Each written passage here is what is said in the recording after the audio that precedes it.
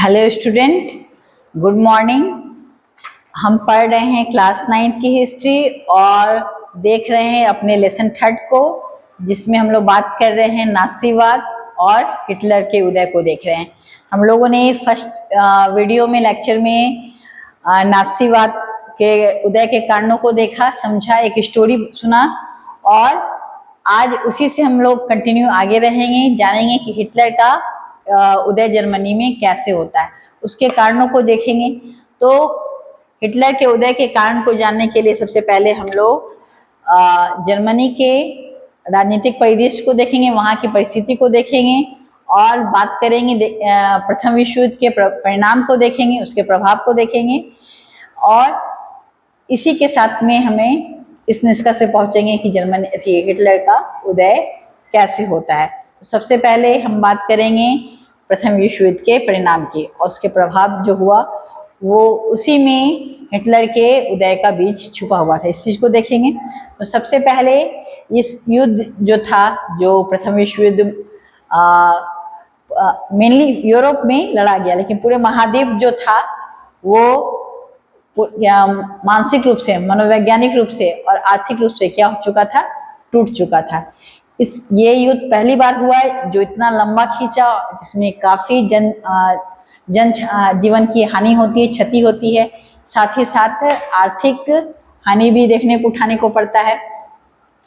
तो ये ऐसा महायुद्ध था जो अभी तक विश्व में नहीं हुआ था, जिसका परिणाम ये हुआ कि लोग मनोवैज्ञानिक रूप से क्या हो चुके थे, टूट चुके थे। मनोवैज्ञानिक रूप से, मानसिक रूप से भी टूट चुके थे, आर्थिक रूप से भी टूट चुके थे।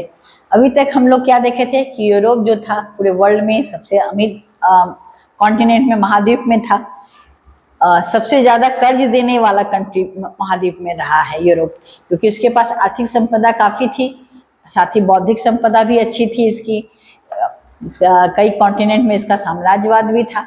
लेकिन प्रथम विश्व की समाप्ति के बाद अब क्या हो गया, अब विडंबना ये हो गई कि अब ये कर्जदाता खुद महाद्वीप बन गया और प्रथम विश्व युद्ध के जो भी कुछ नुकसान हुआ, सारा हम लोगों ने लास्ट वीडियो में चर्चा किया। सारा जो वॉर गिल्ड क्लाउज बनाया गया, वर्साई की ट्रीटी हुई, उसमें किसे दोषारोपित किया गया, जर्मनी को, कि जर्मनी की वजह से ही युद्ध होता है, इससे सारा हर्जाना उसे देना पड़ जाएगा।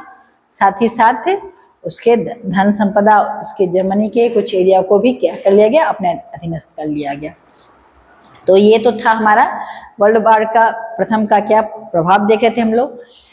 और ये जो ट्रीटी हुई वर्साई की ट्रीटी, ये किसके नेतृत्व में हुआ वहाँ जर्मनी में, ये हुआ वाइमर गणराज के नेतृत्व में हुआ। शासन उसी का था, वाइमर गणराज के नेतृत्व में हुआ। इसीलिए जर्मनी के लोग जो थे, नवंबर में ट्रीटी की गई, इससे क्या बोल रहे थे कि नवंबर का अपराधी के नाम से जाना जाता था इसको। इसी समय कुछ लोग और थे जर्मनी में जो वाइमर गणराज का समर्थक कर रहे थे। उसमें थे समाजवादी लोग थे, कैथोलिक लोग थे, डेमोक्रेटिक खेमे के लोग थे, जो वाइमर गणराज का क्या कर रहे थे, समर्थन कर रहे थे।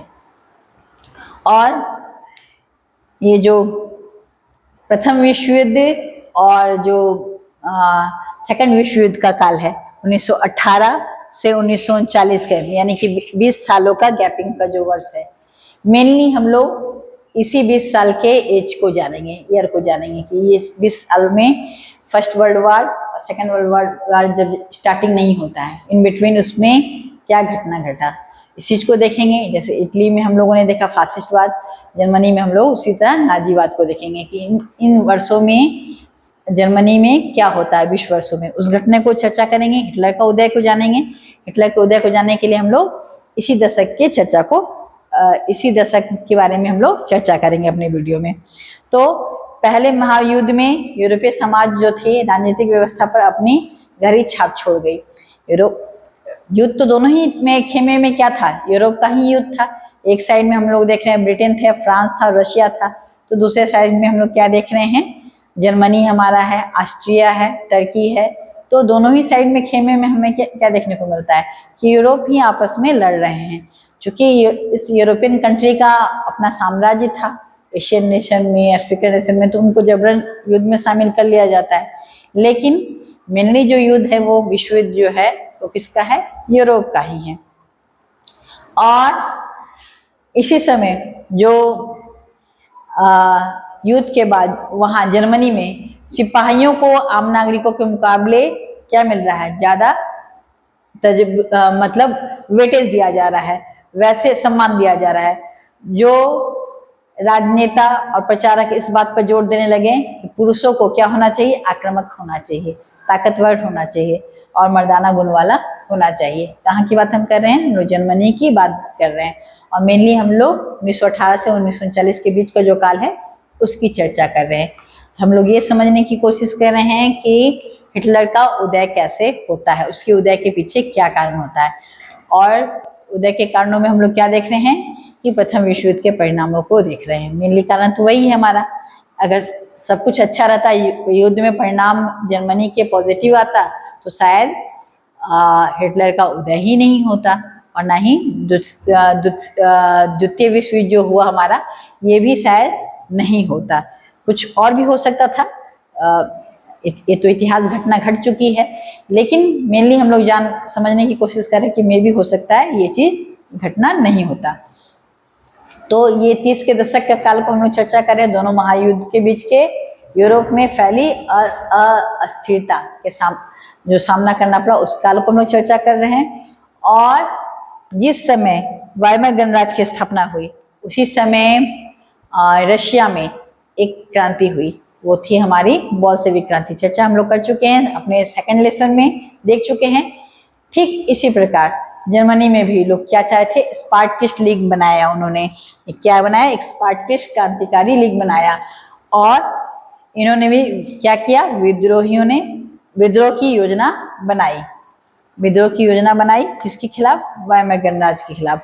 बहुत सारे शहरों में मजदूरों और नाविकों ने क्या बनाई? सोवियत बनाई। जैसे हम लोग क्या देखे, रशिया में चर्चा किए, एक सोवियत परिषद बना रहे थे, वैसे यहाँ भी ये लोग इस तरह से बना रहे थे। इसी समय ये जो थे समाजवादी, डेमोक्रेट्स और कैथोलिक गुटों ने वाइमर से में इकट्ठा होकर एक प्रकार का शासन व्यवस्था के विरोध में एक लोकतांत्रिक गणराज्य की स्थापना का फैसला लिया। जो समाजवादी थे, कैथोलिक थे, डेमोक्रेटिक, वो क्या चाहते कि वाइमर में हम इकट्ठा होंगे और वहाँ पे क्या बनाएंगे? एक लोकतांत्रिक गणराज्य की स्थापना करेंगे। वाइमर गणराज्य की हटाया जाएगा और लोकतांत्रिक गणराज्य की क्या किया जाएगा? स्थापना किया जाएगा। आखिरकार वाइमर गणराज्य ने पुराने सैनिकों को फ्री कार नामक संगठन में मदद से इस विद्रोह को कुचल दिया। वाइमर गणराज्य ने एक कार सेवक बनाया, फ्री कार सेवक, ठीक है। और इसी कार सेवक की मदद से उसने क्या किया? ये जो विद्रोह के स्पार्टकिस्ट लीग की विद्रोह की योजना चल रही थी, उसको क्या कर दिया गया? दबा दिया गया, समाप्त कर दिया गया। इसके बाद जर्मनी में इस पूरे घटनाक्रम के बाद स्पार्टकिस्ट ने जर्मनी में कम्युनिस्ट पार्टी की नींव डाल ली। ये जो स्पार्टकिस्ट था उसने क्या कर दिया? स्पार्टकिस्ट लीग ने एक पार्टी बनाई जिसका नाम था कम्युनिस्ट पार्टी।